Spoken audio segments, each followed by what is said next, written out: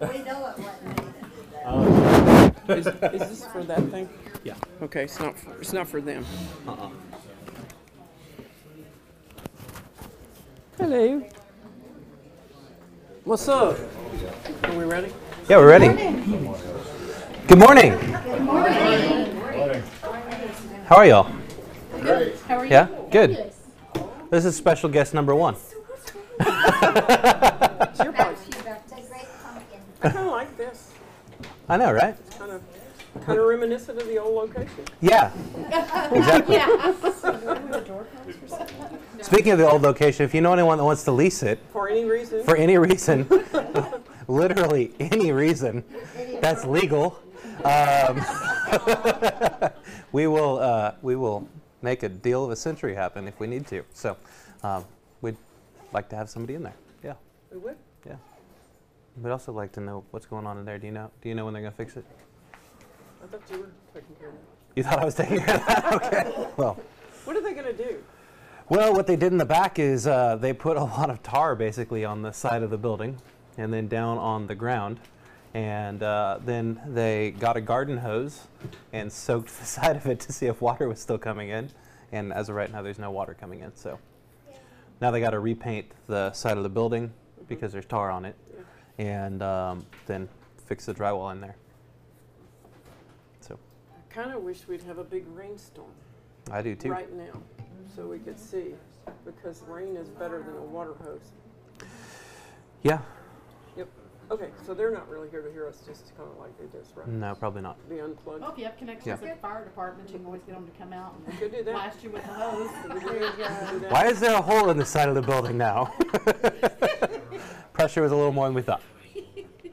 Well, I think Scott's probably already talked about this particular couple of lawsuits I want to talk about. They're not ours, which is always good news when I get to talk about lawsuits that I am not engaged in personally. We're not engaged in any here right now. No, So we're not. Thank goodness. Knock on whatever this is. That could, either one could affect our industry and how we do business. And I know indeed Scott talked about it. I just want to give my take on it. And it's I call it the seller disclosure lawsuit that's going on in Dallas. A real estate company, not Keller Williams, not that it matters, anybody getting sued is a bad deal, had a listing, high dollar listing, a couple of $1 million, I don't remember how many million, but millions. And the seller put on the TAR seller disclosure, checked the box that said, I'm in the floodplain, or my property's in the floodplain. As you probably know, at that place on the seller disclosure that TAR puts out, there's another thing that says, if yes, attach this piece of paper about flood stuff. The seller did not do that. The listing agent did not do that. It went under contract. The buyer's agent requested that TAR additional document, and it was never provided. Property closed, and for reasons that the buyer has that I will mention in a moment, they decided they needed to get out of this sale, and they hired an attorney and they sued the seller, saying, had we known everything we should have been told based on the form you did not give us about floodplain, we would not have bought this house, so you need to take this house off our hands. What happened in the background, and this is why a lawsuit's never really, sometimes not really about what happened, it's about what other thing happened. And Scott probably told you this, but if you didn't hear that, the buyer was a fairly prominent sports figure. I don't remember if he was a Dallas Cowboy or one of the, soccer team or I don't know which team, but he's some sports person. I'm sorry, I don't keep up with that. Harry could tell you, but I couldn't. And they were traded out of the franchise to another place right after closing. So they had no need of a home in Dallas. And that's why they went to an attorney and said, you got to get me out of this sale and get this thing done. And so anyway, lower court held for the buyer. And I'm not clear on these details or these facts, but the appellate court was a 3-judge appeal process of some sort. Two judges, for two different reasons, said, we think that you should have gotten that form, and you're right, you didn't hear everything you needed to hear, the seller failed to disclose, and we rule in the buyer's favor. One judge said, which is actually what I would agree with, the TAR form requires more than the property code requires, and it does. And this form is not required by the property code, thus the seller had no obligation to provide it. So TAR is, of course, helping to fund this defense, because this is their form, and they're certainly not interested in losing the ability to use a form they're very proud of. And so it made me a little bit concerned about our forms and the use of the TAR form. So what of course we did is told Mary Vitek and the other compliance people, if yes is checked on a TAR or an ABOR form under floodplain, septic, or endangered species, be sure that the additional documentation is in the file or don't approve the file. And if this appellate judge, they've gone back and asked for what's it? I don't know, not a lawyer. Some other, look at this again, you three judges, because you two who said it was, the buyer was right, didn't agree on why you thought that, and this other guy thought something else. So y'all need to look at this again, because you don't have your act together. And if they win that sort of appeal to look at it, they may come up with a different result. However, if this keeps going through the various courts and goes all the way to Texas Supreme Court, and they find in favor of the buyer, we're going to tell you you have to use the TREC form and the TREC form only, because I will be afraid of the requirements in the TAR form. So that's way more than most of you probably wanted to know about it. I have a real concern about that. And it's a dialogue that we've engaged in for many years with the various lawyers representing the Texas Association of Realtors, first Ron Walker, then another guy named Tom Morgan, and then the current general counsel, Lori Levy. I've been engaged in dialogue with them about, aren't you afraid, because you have so many things that are beyond what the property code requires, that one of our members is one day going to get sued for something that you require that's not in the property code. No, we protect our members, that's what we do. I've been hearing that for about 20 years. And I've had this dialogue, and it's kind of like, So I was in the room with Lori Levy and got to kind of look at her and go, You remember that conversation 20 years ago? Well, she would have been more recent. That was in Ronnie Walker 20 years ago. But anyway, that's been a concern of mine for a long time. So now it's come to pass, maybe. We're just waiting to see. Now, there's another one that's just bubbled up. I don't even have how the case is styled or much information about it, but it will become, if it goes through the court system, it will become our landmark case for geographic competency. And you've heard me say that. You've heard me say that if you've called me and said, I want to sell my brother's house in El Paso and take the listing, would you join the El Paso Board of Realtors? You've heard me say, probably if you actually talk to me, you need to refer that. I don't care if you used to live in El Paso. So here's what happened. It's a Dallas area real estate license holder who had a client that wanted to buy a house on the beach out in the Corpus Christi area or down in Port Aransas area. And the agent never went down there, never looked at the property, found it on Zillow, looked it up in the tax records, wrote an offer, sent it to the listing broker. Seller agreed to sell it, closed, and it's the wrong property. The property that she looked up in the tax records was not the property that was in Zillow, although it was also for sale. And there's about a 2,000 square foot difference in the two properties. So the buyer was not real happy when they got the keys to the wrong property, they thought. But they got the keys to the right property. So I don't know what that real estate broker in Dallas is doing, but if it were me, I'd be buying a house in Corpus Christi or wherever, Port Aransas, wherever it is. But that case has just been filed, so we don't know where that's going or how that's going to happen, but that's going to be a big deal in our industry. The Real Estate Commission has a proposed rule that specifically calls out, and it will pass at the November meeting, it will become law in January, that a broker has to have a geographic competency policy, because this has become such a big regulatory and litigation issue for just because you belong to an MLS does not mean you know what you're doing in that area. So I will be talking about this a lot. Scott will be talking about it. Mary Fitek will be talking about it. I'll be talking to you about it. You're going to have to be really convincing to get me to allow you to sell something not in our area. What is our area? It's right here where we is right now. Georgetown, Round Rock, maybe Salado, maybe Temple Belton, Taylor, maybe Austin, but it may not go too much beyond that. You're going to have to tell me why you're competent to do that, and I'm going to have to believe you before I'm going to let you sell something that's out of our area. Because let me just tell you, that agent from Dallas, if she had referred that to somebody in Port Aransas, she'd have a closing, she'd have a check in her pocket, and she wouldn't be dealing with lawyers right now. You should think about that.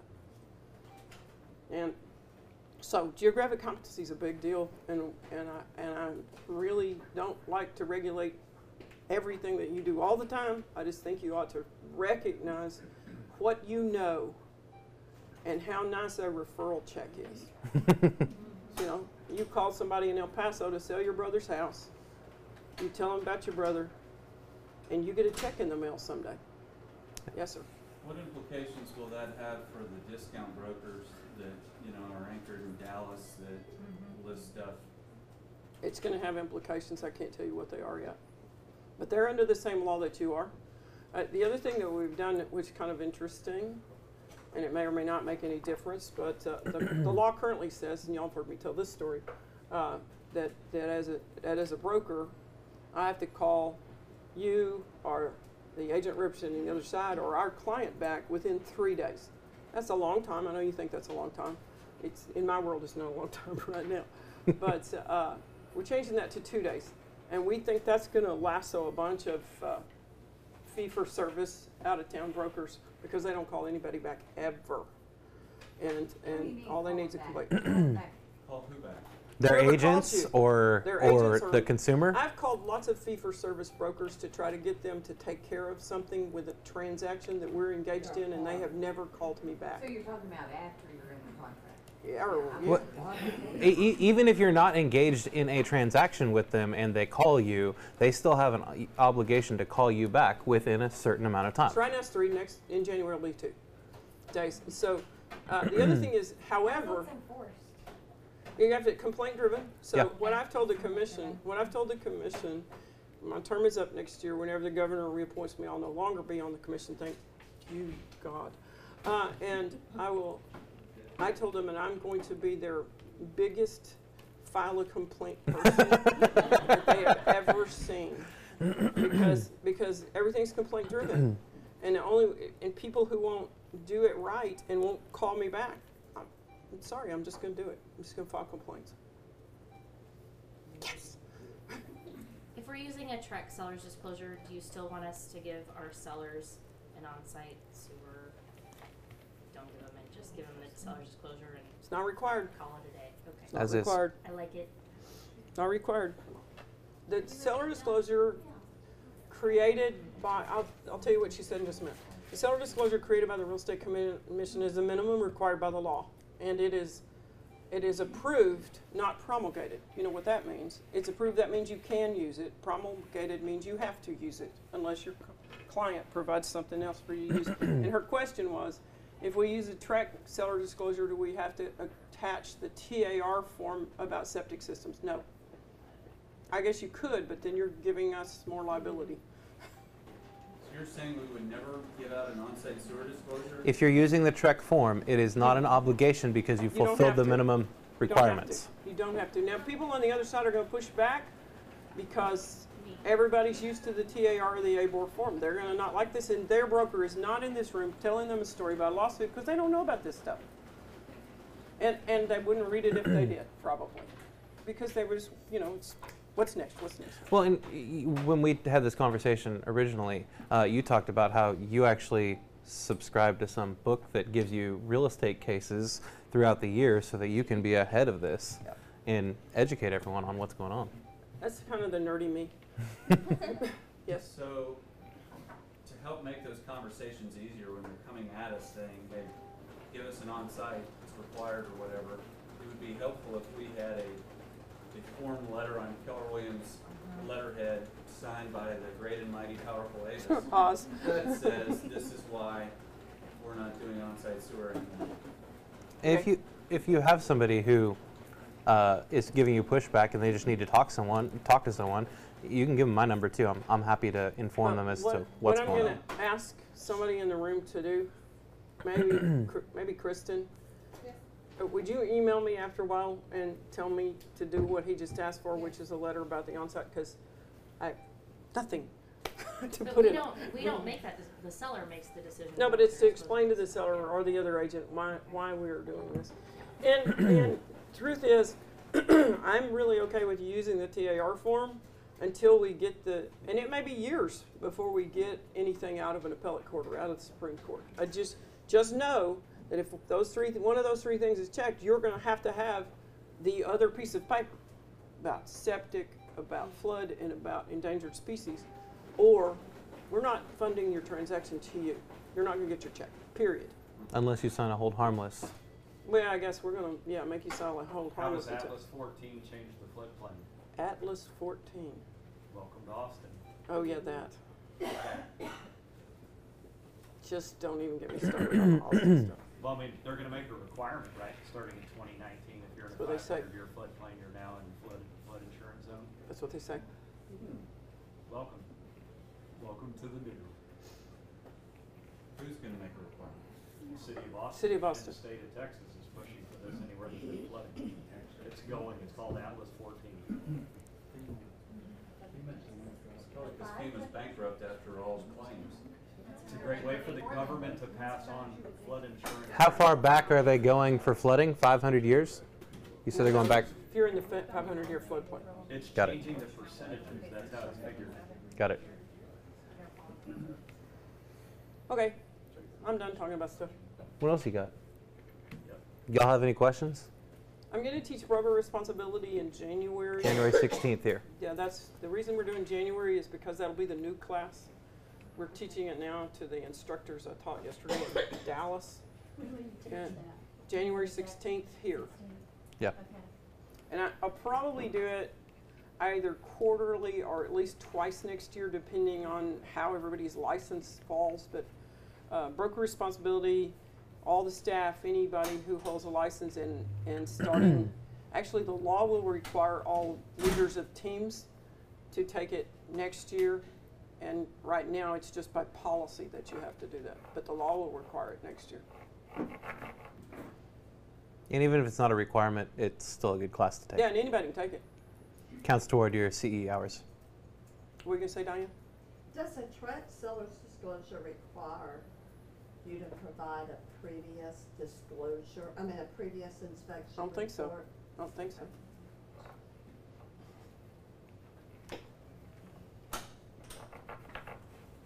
Is that it? No one has any other issues going on? Should I ask I my know- question now? I Please. have an answer for you on condemnation. Is that okay? If I Okay. tell that? So, it's more than you. A couple of you have had a property that a condemnation proceeding was taking place on that property when the seller called and said, I want to list my property. So everybody knows, I presume, that a condemnation proceeding means that a highway or a utility or somebody needs to take part of the seller's property to put in whatever it is they want to put in. And they have the statutory right to do that, but they have to compensate the seller for what is taken away from them. And the process is that the state or the utility or whomever makes an offer to the seller for this strip of land. And the seller or the owner may or may not take that. If they don't take that, there's a process, an interim process, sort of like a mediation between the landowner and the utility or the state, that three independent people serve to hear the state side and hear the property owner side, and then make a decision about who this independent three-person little hearing panel thinks how much money should go between the two people. Something different than what the landowner wants and what the utility wants, you know. Then if that doesn't work, they go to district court. So the question came up, I'm thinking about, I'm gonna get a listing, it looks like I'm gonna get a listing where the seller has received notice that, and I can't remember if it's a highway or a utility, but some entity wanted to take a strip of land across one side or the other of the property that the seller wanted to list.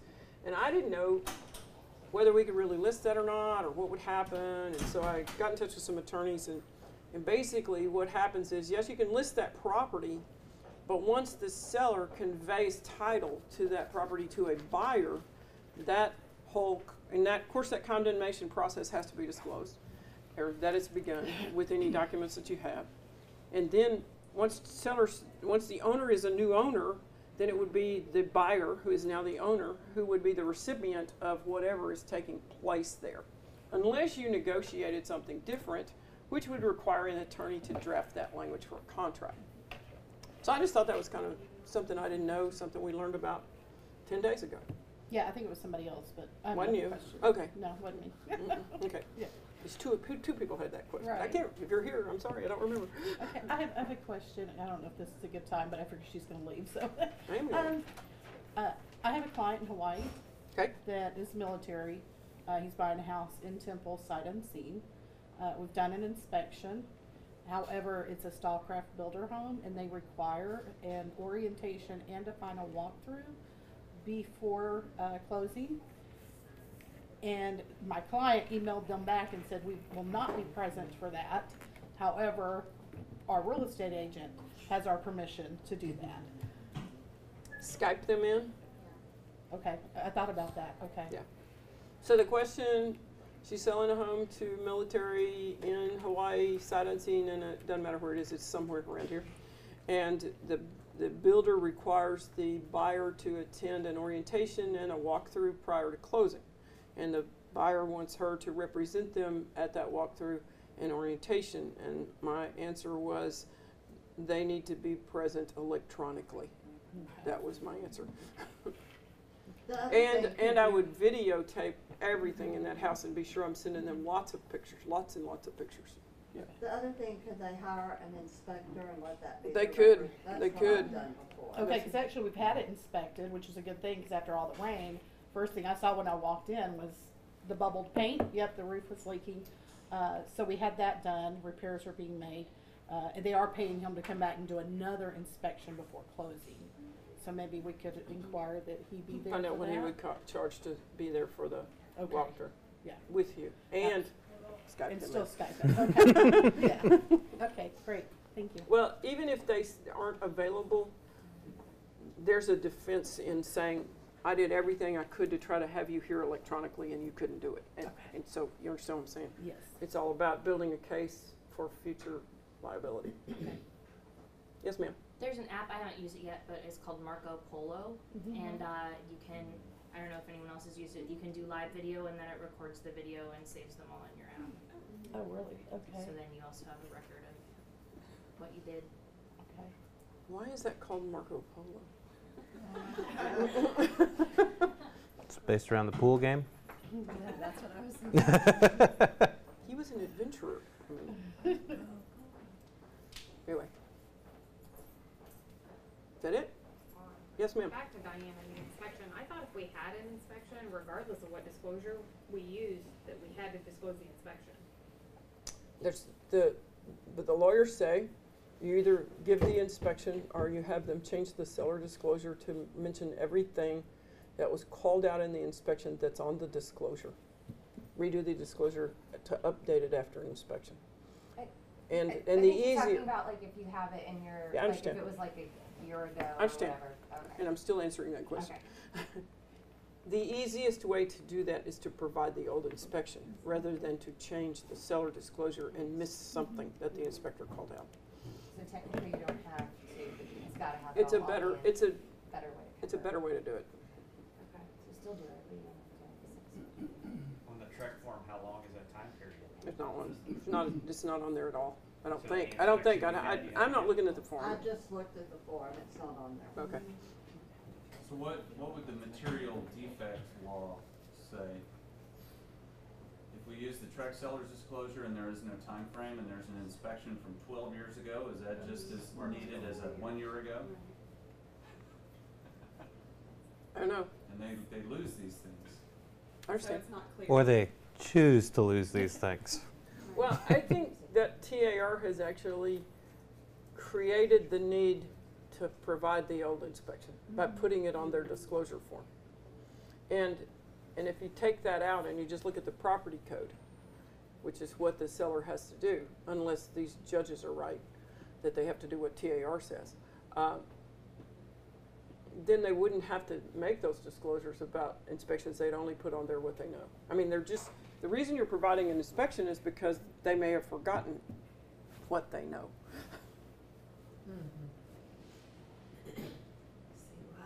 Yeah, it's that would have to be litigated, and I don't want to be part of that. Is there a checkbox now on the form for cities that don't provide drinking water?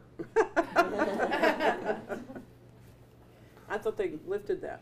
They did, They but I'm did. just saying, is there now a checkbox? I'm sure or there is will be. one that we go above 100% full on a lake? Jeez.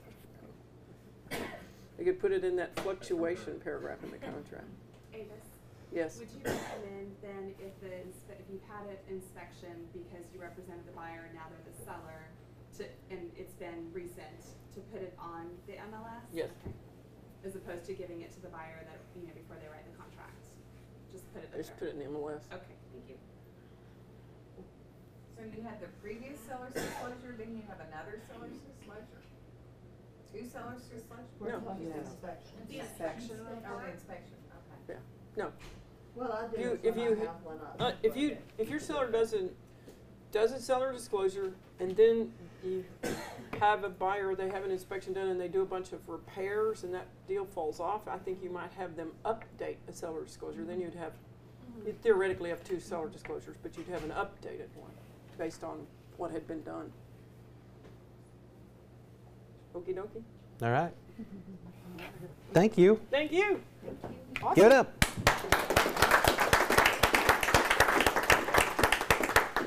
Kristen, you want to come on up here? How are you? Kristen, our assistant team leader, Unicorn. And while you're coming up, I'm going to go and get our special guest. I'll be right back.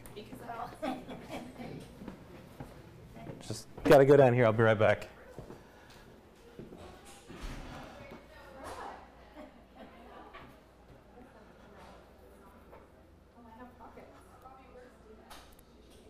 I know, right? That's what I thought of when I was getting dressed today.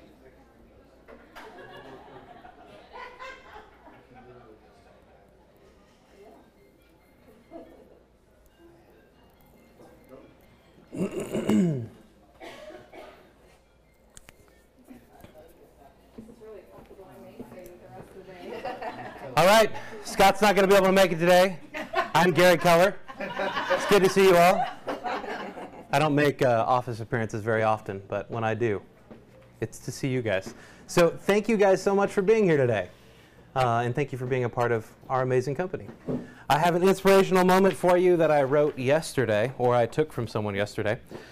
A successful businessman was growing old and knew it was time to choose a successor to take over the business. Instead of choosing one of his directors or his children, he decided to do something different. He called all of the young executives in his company together. He said, "It's time for me to step down and choose the next CEO. I've decided to choose one of you." The young executives were shocked, but the boss continued, "I'm going to give each one of you a seed today, one very special seed. I want you to plant the seed, water it, and come back here 1 year from today with what you have grown from the seed I have given you. I will then judge the plants that you bring, and the one I choose will be the next CEO." One man named Jim that was there that day, and he, like the others, received a seed. He went home and excitedly told his wife the story. She helped him get a pot, soil, and compost, and he planted the seed. Every day he would water it and watch to see if it had grown. After 3 weeks, some of the other executives began to talk about their seeds and the plants that were beginning to grow. Jim kept checking his seed, but nothing ever grew. 3 weeks, 4 weeks, 5 weeks went by, still nothing. Jim kept checking his seed, but nothing ever grew. By now, the others were talking about their plants, but Jim didn't have a plant, and he felt like a failure. 6 months went by, still nothing in Jim's pot. He just knew he had killed his seed. Everyone else had trees and tall plants, but he had nothing. Jim didn't say anything to his colleagues. However, he just kept watering and fertilizing the soil. He so wanted the seed to grow. A year finally went by, and all the young executives of the company brought their plants to the CEO for inspection.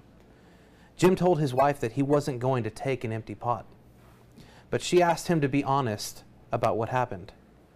Jim felt sick to his stomach. It was going to be the most embarrassing moment of his life. But he knew his wife was right. He took his empty pot to the boardroom. When Jim arrived, he was amazed by the variety of plants grown by the other executives. They were beautiful in all shapes and sizes. Jim put his empty pot on the floor, and many of his colleagues laughed and felt sorry for him. When the CEO arrived, he surveyed the room and greeted his young executives. Jim just tried to hide in the back. "My, what great plants, trees, and flowers you have grown," said the CEO. "Today, one of you will be appointed the next CEO." All of a sudden, the CEO spotted Jim in the back of the room with his empty pot. He ordered the financial director to bring him to the front. Jim was terrified. He thought, the CEO knows I'm a failure. Maybe he will have me fired. When Jim got to the front, the CEO asked him what had happened to his seed. Jim told the story. The CEO asked everyone to sit down except Jim. He looked at Jim and then announced to the young executives, "Behold, your next chief executive officer. His name is Jim." Jim couldn't believe it. Jim couldn't even grow his seed. How could he be the new CEO? The others said. Then the CEO said, "1 year ago today, I gave everyone in this room a seed. I told you to plant the seed, water it, and bring it back to me today. But I gave you all boiled seeds. They were dead. It's not possible for them to grow. All of you except Jim have brought me trees and plants and flowers. When you found that seed would not grow, you substituted another seed for the one I gave you. Jim was the only one with the courage and honesty to bring me a pot with my seed in it. Therefore, he is the one who will be the new CEO." Thoughts from this? If you plant honesty, you will reap trust. If you plant goodness, you will reap friends. If you plant humility, you will reap greatness. If you plant perseverance, you will reap contentment. If you plant consideration, you will reap perspective. If you plant hard work, you will reap success. If you plant forgiveness, you will reap reconciliation. So be careful what you plant now. It will determine what you reap later. What do you think about that? I like it. Yeah. Any other thoughts on it? How can you apply this to your business? Yeah. Short story. I have a new client. Yes, I showed her house yesterday and we were talking and she said, we were working with another realtor and when I told her about the drainage problem in the back, in my backyard, she said, just don't write that down. And she said, well, when my husband and I talked about it later, we thought of you because we knew you would tell us the truth. So I said, yeah, I don't like getting sued. It would have to be, but that was, I mean, that was like a, you know, I didn't make any money yesterday, but I got, verified because I tell the truth. You may not have made money yesterday, but how many people will they refer you Exactly. because you told the truth? Anyone else? Yeah, Sylvia. I lost the listing because the seller said that they were not going to disclose that there were some foundation issues in the kitchen. She said, I have all these rugs and we've gotta keep them here and I don't want you to say anything and blah, blah, blah. And I said, I can't do that, I have to be honest. And so she called me back and said, we're not gonna use you. Fine. More power to you. Yeah. Good. Do they know it was foundation though, or was it Yeah. just a crack in No, the top? no, she knew. Like it's not gonna come up in inspection. Mm-hmm. It wasn't just a crack. Yeah. Sometimes there's a lot more than just a crack, right? Mm-hmm. Anyone else? Well, I'm reminded of Legal 1 and 2, or Legal 2 last week when I taught it. We talked about ethics and doing the right thing, and it's extremely important to make sure that you're always forthright with the consumer and your client, because we have an obligation to, and because ultimately it's just the right thing to do. So, Kristen, what do we got going on in the Market Center? In the Market Center, okay. So I'm going to start with Never Ending Referrals. Raise your hand if you went to Never Ending Referrals last week. Come on, Tom, people. put your hand up there. Oh, wait, where were you? You walked by. Sorry. So does anybody want to tell us kind of some ahas or takeaways from just the first session of Never Ending Referrals? Anyone? You're The good? three approach, or the three The 3-attempt approach? attempt approach. Yes, I Yep. like that. So the first session taught the 3-attempt approach. That's when you make a call and they don't answer and you just say, hey, I'm so sorry I missed you. I had something to talk to you about. You know what, give me a call when you get a chance, or I'll call you tomorrow around 2 o'clock. And you hang up, and then next day you call them at 2 o'clock. Chances are they may be busy, so they may not answer. You don't leave a message, you hang up. And then you call them back a few days later. And if they don't answer again, at this time they should. Because at this time they're going, oh my goodness, they called me 3 times. And if this is someone you know and love, or maybe not, maybe you just know, typically they're going to feel the burn of, oh, I should probably pick up that phone call. If they don't, you just say, hey, you know what, I'm so sorry we keep missing each other. I'd really love the chance to talk to you. Give me a call back when you get a chance. So that's a really great opportunity for you to start reaching out to your database and let them know you're being personal, or purposeful, I should say, and personal, I guess. And so the best thing about NER is that it's going on it's 8 weeks now. It used to be 13. It is 8 weeks. And it's every Thursday from 9 a.m. to 11 a.m. And it's a really great way for you to build your database. And, you know, I know that our Market Center vision includes you reaching out to your database 40 times a year.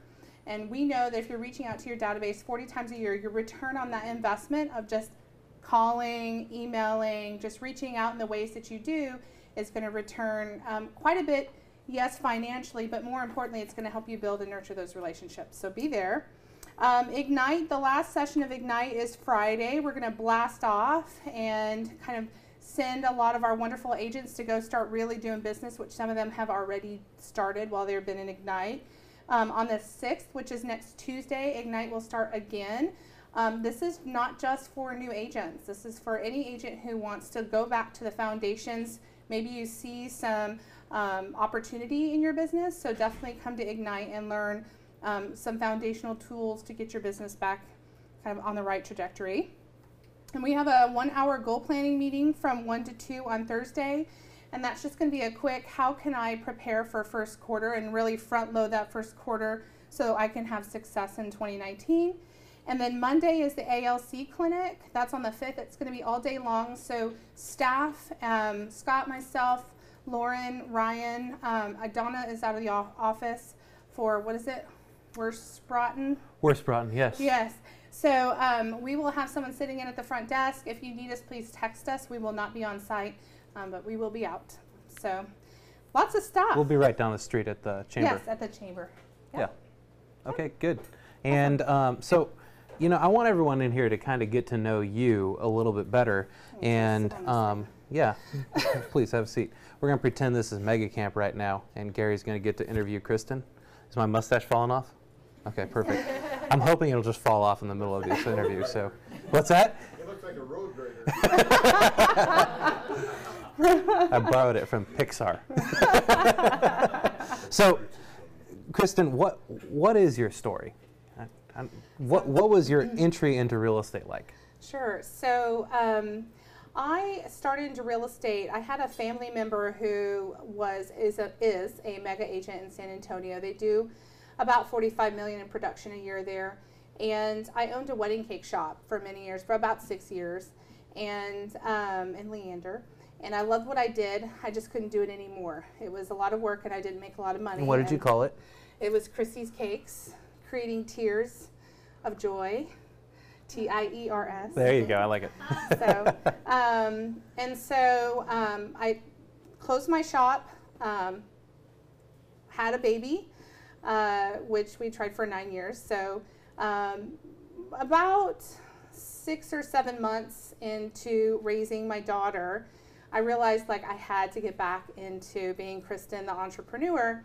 And so the team leader of the team in San Antonio said, you really should get into real estate. I think you'd be great. I'm like, I don't know about a fully commissioned business. She's like, you owned a wedding cake shop. What was that? And I'm like, okay, you're right.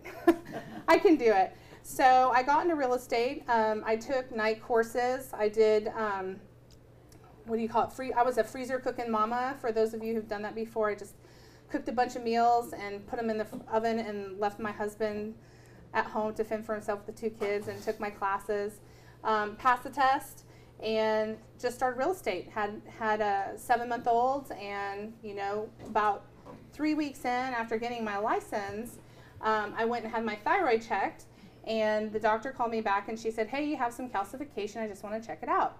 And I go in for a biopsy, and she's like, well, 95% of the time it's benign, and it wasn't benign. So I found I had cancer. And I was like, oh my gosh. This is how far into your real estate career? Like 3 weeks. Okay. 3 weeks with a 7-month-old at home. And how old was Ryan? Gosh, he was like 9, maybe 10. And we had invested a lot at this point, right, with licensing and just taking a lot of time away from, financially taking that away from my family. So I was like, okay, well, what do I need to do? And she said, well, you have to have surgery. I'm like, great. I'm going to sell real estate with cancer and a 7-month-old. So in December 15th, I went in and had a surgery. I begged for them to only take half. They took the entire thyroid, which I'm glad they did, because the other side of the thyroid was aggressive. It was a largely aggressive, different form of thyroid cancer. And about 2 weeks, I think it was right before New Year's Eve, I saw a sign go up across the yard. Now here I am, I'm licensed, just eager to get out there and get stuff done. And I see this sign go up with someone I know, and I'm like, how dare she? And I'm sitting here with like, bandages, in a lot of pain. I'm like, how dare she? She knew that I'm a realtor. Why didn't she call me? And that was the day that I realized I was just going to get over it and get moving forward. So I spent another 2 weeks in recovery about mid-January, so it was about a month away from my business. Well, 2 months at that point. I just started selling real estate. And by the end of my 12 months with Keller Williams, I had done, my first 12 months, I'd done just under $2 million in production because I had to. It was a necessity. I had to feed my family. And so that was the start of this journey. Okay, so I want to back up a little bit because you took out a couple details that you had told me before that you didn't. How committed were you to lead generating? Like calling people?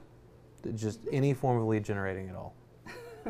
Well, I was determined. My form of lead generation was open houses. Okay. I was scared to death to call my database. Okay. I didn't want to bother anybody. I didn't want to seem salesy. So I did open houses. I door knocked and really got good at scripts. And so, and I did open houses every single weekend, sometimes 3 to 4 days a weekend. It'd be, or times a weekend. It'd be like Friday, do a couple on Saturday and a couple on Sunday. And that's really how I started it. And you had to go through radiation too, right? Yes. So in May, I actually remember it because in May of 2015, I did have to go through 10 days of radiation. And thyroid cancer, you don't have to stay in a hospital, but you take radioactive iodine, which you swallow, and you have to kind of hide out away from everyone. At this time, my daughter was still very small, and so my children couldn't be around me for 10 days, so I just hid up in my room. And I couldn't stop selling real estate because, like, at that time, things were starting to happen. And I had about 4 deals that were on the table. I had people looking. And so I'd asked a couple friends of mine, hey, can you show houses? And the whole time I wrapped my phone, my cell phone, not this one, different phone at the time. And I wrapped my cell phone and my computer in plastic wrap because everything I touched I had to throw away later because I was radioactive. And so I wrapped it in plastic wrap and did business the whole 10 days. It was awesome. So yeah, just to keep going. So what is the one thing from that experience that you would share with everyone to encourage them in their business? That, you know, life happens. Life is going to, and it could be small things, it could be big things. No matter what they are, they're all our own personal things. They tend to stop us and build a wall and make it seem like we can't kind of push forward or get through it. And so for me, it was just the realization that no matter what was going through my life personally, it was about the future. It was about my family's future. And so for me, it was to continue doing the things, the most important things that I needed to do so I could bring in an income for my family. And that was lead generation. And I didn't stop. Yeah. And what prompted you to come out of production to take on this opportunity? That's a great question, because I love production. My dad says I was born with wheels on my butt. Born with wheels born on with her wheels butt. on my butt, because I go. I think the reality for me was I loved, kind of back up a little bit, the last 2 years prior to taking this position, I spent a lot of time with the agents in our office. I was still doing real estate, and I spent a lot of time with agents, and I love seeing their success. And so for me, I started to learn that the sales, yes, financially was important for my family, and for me, it filled my bucket to have impact. And so when this opportunity became available, I realized, the leadership that was here, and of course our philosophy at Keller Williams really is about impacting not just our clients' lives, the agents' lives around us. And so I wanted to be a big part of that. And if I can just impact one person and they can make positive strides in their either business or personal life, then that affects so many other people down the line. So What are you most excited about in the future? Just impact, every day, just, the last few Ignites sitting with agents who, or even NER, just same thing, just sitting with agents who are so excited to get their business off the ground and had some of the same concerns that I had as a new agent coming into this, and just watching them kind of break through barriers. That's it for me. That's it for me. I love it. Yeah. Good. Does anyone have any questions they want to ask Kristen? Come on, you can do it. Don't be scared. Well, this is the first time I've ever got to interview a unicorn before, so that's awesome. And I want to let you know, I appreciate you and your willingness to pour into everyone. And anytime you guys need to meet with someone, we're both available. You just, if you need to get on my calendar, you just reach out to Donna and let her know, and she'll plug you in. If you need to get on Kristen's calendar, and reach out to Kristen, or how else can they do that? So you can call or text. The best way to do it is through Calendly. Right now my calendar is a little funky because I have Ignite scheduled every time that it is happening, even though I'm not teaching it. So if there's a time like on a Monday, Wednesday, Friday in the afternoon that you need to get in to see me, just call or text me, and I can get you in to see me. There's a calendar link on my emails. Any of my email signatures will have them, so if you've gotten an email from me, that's there. Otherwise, it's just calendly.com/Kristen. So. All right. Thanks, Kristen. Yay, you're welcome. Perfect. Who wants to talk about shift tactic number 2? Everyone, because they're going to lead generate no matter what. Guys, I wrote the book. Come on. Right there? Okay. So, who wants to talk about shift tactic number 2? All right, that's better. Okay. So, shift tactic number 2, what does it talk about? Does anyone know? Red light, green light. Red light, green light. Hey, good job. Red light, green light. Exactly. And what specifically about red light, green light? Making sure you're making money before you start spending it. Exactly. So leading with revenue and keeping your expenses in check and constantly, and it's really a constant, never-ending process. And we shouldn't just do it when we're feeling a shifting market. We should be looking at our expenses all the time to make sure that we're getting a good return on investment for the money we're spending, and that should be bringing us money in return that's more than just a 1-to-1 ratio. Because if you go to the roulette table in Vegas and you put money on black and you put money on red, guess what? You're almost gonna win every single time unless it comes up 00 or 0. But the reality of the situation is you may be investing $1 to get $1 back. Is that really getting you ahead? No, exactly. So it says anyone who expects change to be comfortable hasn't been challenged enough.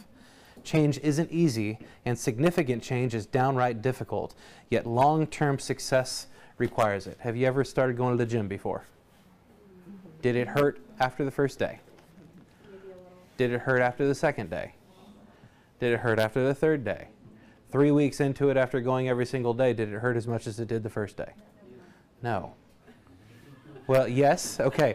If you're raising that weight every single time, then yes, it's going to hurt every single day. Yet, the thing to think about there is when he says right here, change isn't easy, significant change is downright difficult, yet being willing to put yourself on the line and do the things you've never done before to get the results you've never had before, there's going to be some tough things that you're going to need to change.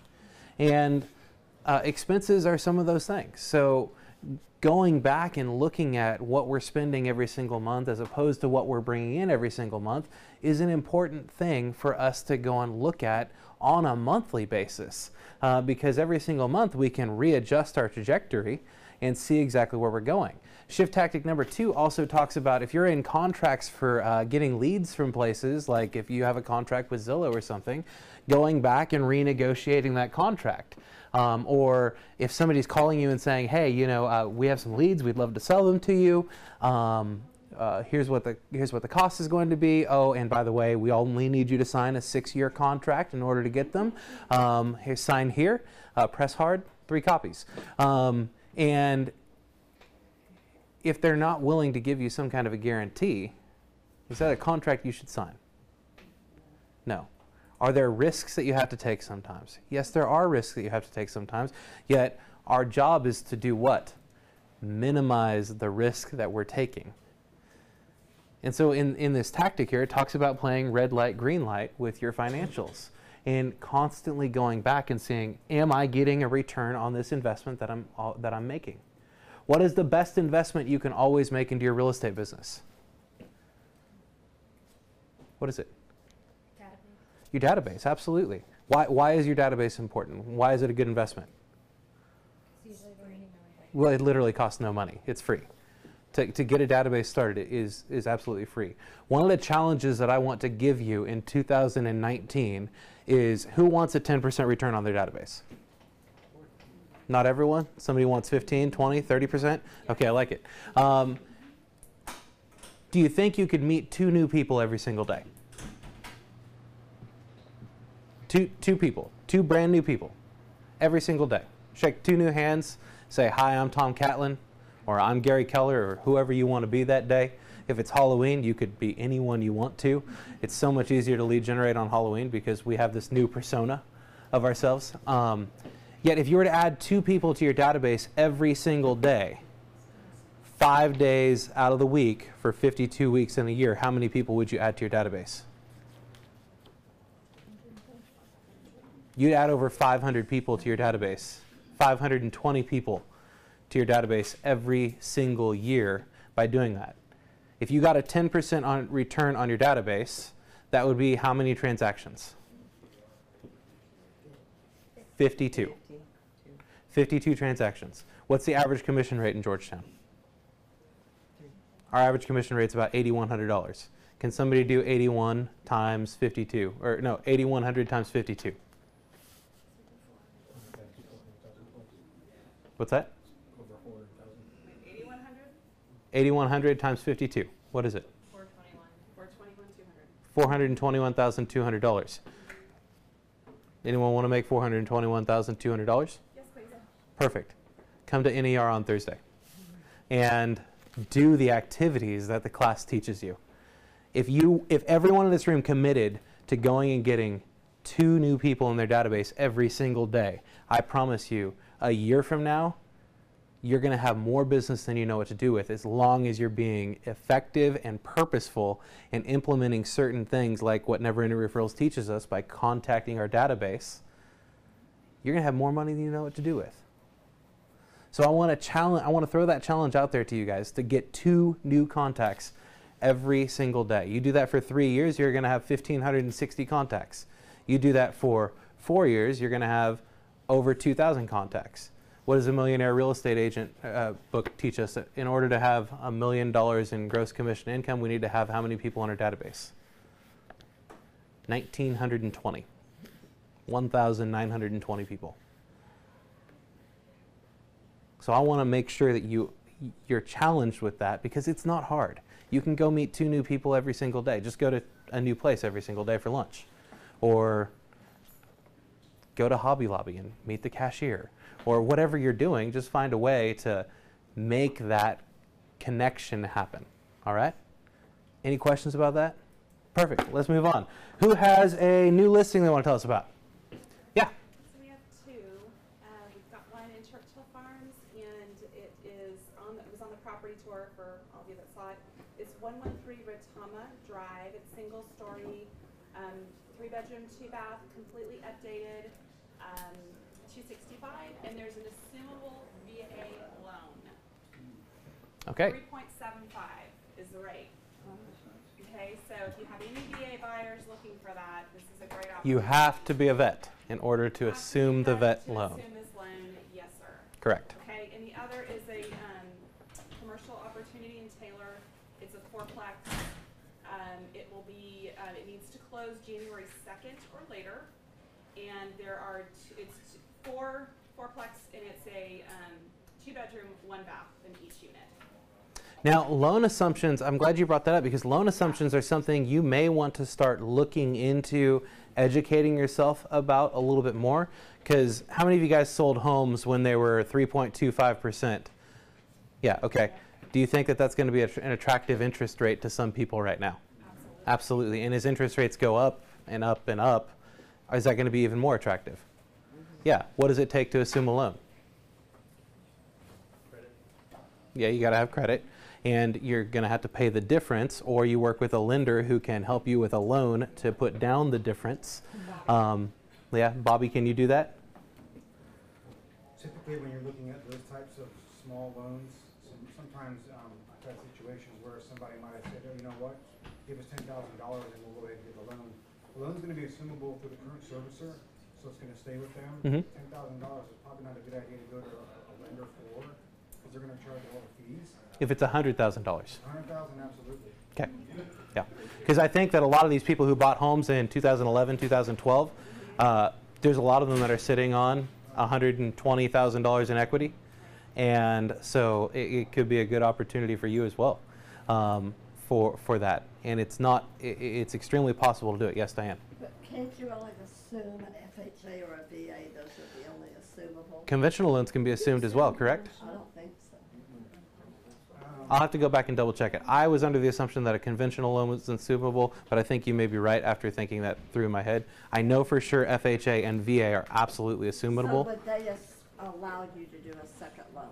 Yes, they would. I was in a class the other day with, or not the other day, about a few months ago, with, gosh, I'm blanking out on her name. And she talked about the fact that FHA would be an assumable loan, and you could get a second lien on the home for that additional amount. Now, keep in mind, correct, as long as it appraises. Keep in mind that additional amount, though, is not going to be at 3.25%. Conventional mortgages are not assumable. The only two There you types go. of loans that are assumable are FHA loans, which are insured by federal housing, and VA loans, which are guaranteed by the U.S. Department of Veterans Affairs. And I believe that the loan assumption cost is like $500 or something like that. So a lot of banks, when you go and say, we want to do a loan assumption, are going to try to convince you to, you know, why don't you just get a new mortgage? You sure you don't want to do that? Yet there's not a whole lot of money in it for them, yet it is something that they are obligated to offer because it is part of FHA. And the veteran that is allowing them to assume their loan could lose their benefits to buy another loan. Correct. Yes. Until that loan is paid off. Until the loan is paid off. Exactly. And for VA loans, most people don't realize this, but that entire allotment does not have to be used on one home. It can be used on multiple properties. They just can't go above that VA allotment. Yeah. All right. Any other new listings? Yes. 902 Tiffany Lane, which is 2.5 miles from here. It's a 3-bedroom, 3-bath, priced at $215. He's done some work to it. It has had foundation repair work. It's got an extended covered patio. It's a 2-car garage. It's in a neighborhood where the street is in a cul-de-sac. Great schools, Georgetown Village. It's move-in ready. It's a cute little house. Again, 3 bedrooms, 3 bath. Come see Okay. it. Awesome. Anyone else? Yeah, Jessica. Hopefully this week in Indian Creek on just shy of half an acre. It's either a 3-2 or a 4-2. It's got a bonus room with a closet and windows. 1757 square feet, 2-car garage, list at 220. It's got a 1-year-old roof and AC and has also had foundation work done. Okay. Anyone else? Yeah. I've got a $55,000 1-acre lot in Bastrop that has water and electricity available to it, and we're verifying that you can put a mobile home on it. It's on the north side of town, right near the lake, near Camp Swift. 55,000. We have 41 acres that we just listed all together. We've been selling them as individual tracts, but so 41 acres, 15,000 an acre off of Highway 29. Out past Jonah, County Road 127. Area is called Gabriel Meadows. And then Alexis has a new one coming up in Liberty Hill. It's a large 5-bedroom, I believe, on a huge half-acre lot, and that's in Liberty Hill. Information coming soon. Okay. Good. Anyone else? Diane, you have one coming up, right? I do. It's in Killeen, just barely in Killeen if you're off of 195. It's in River Ridge Ranches. It'll be $650 for 7 acres, and it goes all the way to the Lampasas River. Okay. Just like, Land and a house, how big is the house? about 3,100. All right. Anyone else? It'll be staged on Monday, and then it'll go active after that. All right. Any buyer needs? Price improvements? Yes. Mine in Pflugerville is 3 bedrooms, 3 bath, 2-story, almost 1,800 square feet. And Piccadilly Ridge has been approved to 234 farm. Okay. Sounds good. Anyone else? Yeah. I've got one kind of near there. We're going to sign the price reduction this afternoon. 3-2 single story for $265 near Piccadilly Ridge, Pflugerville. Okay. All right. Anyone else? Okay. Any? Were there any buyer needs? May I just Please. the fourplex is a new build. Okay. And it's $435. Fourplex, new build, 435, and where is it at? Taylor? Taylor. Perfect. Awesome. And is that the one? Did Kathy's brother build that? Okay, good. Awesome. Were there any? Yeah. I just want to chime in real quick, and I'll double check. Please. It's been a long time since I've dealt with it, but on a VA assumable we were talking about a few minutes ago, Mhm. the buyer does not have to be a veteran. They can actually assume the loan. The seller will lose their entitlement on that portion until it sells off. If it is a VA buyer, they can actually Transfer the assumption? The assumption, so it doesn't have Good. to be a veteran buying that property. Okay, good. That's awesome. Can you email that to me so I can put it on our Facebook page? That'd be awesome. All right, any other real estate needs out there? Perfect. All right, so a couple things I want to tell you about. Number one, we have created a 501c3 for our office called Williamson County Cares. And the intention of this 501c3 is basically to do the exact same thing that KW Cares does and do it on a local level. So if there was a need or something like that that happened here in the Georgetown, Round Rock area, we would be able to fund that need for somebody who wasn't necessarily part of our office, or let's say that maybe somebody had a house fire and they needed something in the meantime. We could help them during that time of need. So I wanted to let you guys know about that. We just got the approval yesterday after getting through all the red tape and everything. It only took us about a year to do that. So we are official Williamson County Cares, and what we're going to do with that is it's going to be the one MAID organization. We're going to call our office Georgetown Cares, and then the Round Rock office is going to use that same one. We'll have separate DBAs, and it's going to be Round Rock Cares. So I want to let you guys know about that. The other thing is I want to thank you guys so much for all of you who reached out about my sister. I appreciate that. It means a lot. It just so happens that I'm already going to be out in California next week for the John Maxwell Exchange, and it won't be too far from where my sister lives, so I'll be able to go out there and see her while I'm there. But I wanted to thank you guys so much for just the prayers and all of that stuff. And she's got an extremely positive outlook, and yeah, so I appreciate that. And in regards to next week, while I'm at the John Maxwell Exchange, I will have very, very limited availability to take phone calls and return text messages, because we're going from like 7 o'clock in the morning until about 9 o'clock at night. So if you need anything next week, Kristen is completely available to help you with any questions that you have or any contract needs that you have. She's made her schedule really, really open to make sure that she's available for that. And then, like I said, if you still need to text me about something, you can. I'll get back to you at my earliest convenience. Like I said, it'll still be very limited though. And the thing that I'm most excited about at the John Maxwell Exchange is the things that I get to learn there to bring back to you guys, to help you with your mindset and your businesses.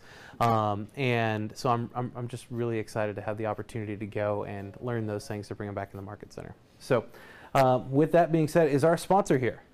Oh, I've got one last Yeah. thing. Donations for the Highland Lakes for the flood victims. We've Yes, got a right there on great that table. Group of items over there. So bleach, there's a whole list. Push brooms, mops. We did a video last week. I'm going to be bringing them out there Friday, so still bring them in. Good, perfect. So you're going to go on Friday, and have you found out if there's any work available? Or Yeah, I'm going to talk with somebody on the ground. They've been a little bit chaotic to get a whole I'm sure. lot figured out. So on Friday, I'm sitting down and meeting with someone. Awesome. Is our sponsor back there? All right. In the meantime, tell me something good. Is there anything good going on? Nobody has anything good going on? How's Ignite going right now? Are you enjoying Ignite? You had a good time where? In Greece? Yeah? What was that like? It was amazing. Yeah? Everybody should do it at least once. Good. Did you see John Travolta?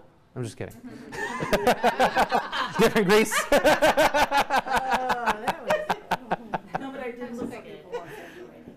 What's that? I did look for people on Santorini. Hey, how are you? Good. Welcome. Come on up. Thank you. Welcome, Lennar Homes. Give it up.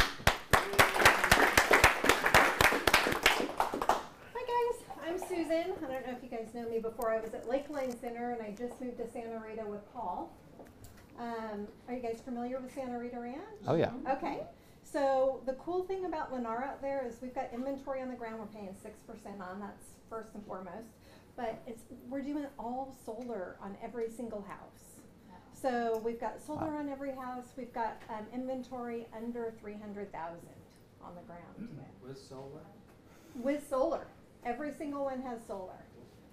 We also have the Next Gen product out there. So that, I don't know if you're familiar with it, but it's basically a home that's got a little apartment up at the front. So great for families that have in-laws staying, or even maybe an adult child, or a child with special needs that is trying to be independent. Lots of different ways that we can accommodate those families. Is that Lennar or is that Village Builders? That is Lennar. Okay. Yeah. So we are, Santa Rita Ranch is the Community of the Year Master Plan community. It has great amenities, low HOA, and it's just, you guys are familiar with it. It's a great community. But we'd love to get you out there looking at and selling the Lennar homes. So, any questions about what we've got 1,800 square feet up to 2,800 square feet, just to give you a range. What is your, yeah. Lowest I was going to price ask the same point question. is, I think it's 280, like 287 right now for a move-in inventory. On Is that for a 3-2, or do you have any 4 bedrooms that are in that price point? We have under 300 with the 4.2 or 4.3. I'm sorry. Let me ask you this: on average, what is the electricity bill for the homes that have the solar? So we don't have an average for out there yet, Okay. but we do have the guy who's a contact who can kind of give you a range of other neighborhoods. Okay. Just because we're just getting started out there. So All right. we haven't really sold any and have been able to look at what that looks like. Got it. He did tell me that some people have basically a $50 bill.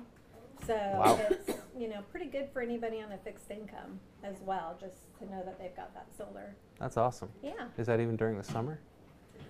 Mhm. Really? Man. This is better than my $500 bill in Georgetown during the summer. Just saying. We also have, we're everything included, so we've got blinds in those as well. Okay. So hopefully not, not too much money out of pocket for your buyers coming in. When you say, when you say all included, does that include the appliances as well, or It no? doesn't include the refrigerator or the washer dryer. Okay. Mhm. Thank you. Yeah. How many inventory homes do you have now? We have several under construction through February. Right now, we've got 8 that we can close in November. November's our fiscal end, so there's a big push. That's why Yeah. the 6%. Yeah. So we've got 8 that we can close in November. Do you have a copy of those with you? We brought it, and so we'll leave it. We also brought gifts for everybody. It's up at reception. You don't have much room here, so so please grab that on your way out. And then there is an inventory sheet as well for everybody. Yeah, you bet. Well, happy to sponsor your lunch, and good to see you all. And if you guys don't have any other questions, we'll let you get back. We're to good. All right. Give it up for him. Thank you. All right, well, that's all I got for today. Thanks for being here. Have an awesome week, and I will tell you everything that I learned the week after next. So have a good one. See you later. Thanks, Gary. It's Gary, by the way. Mr. Keller.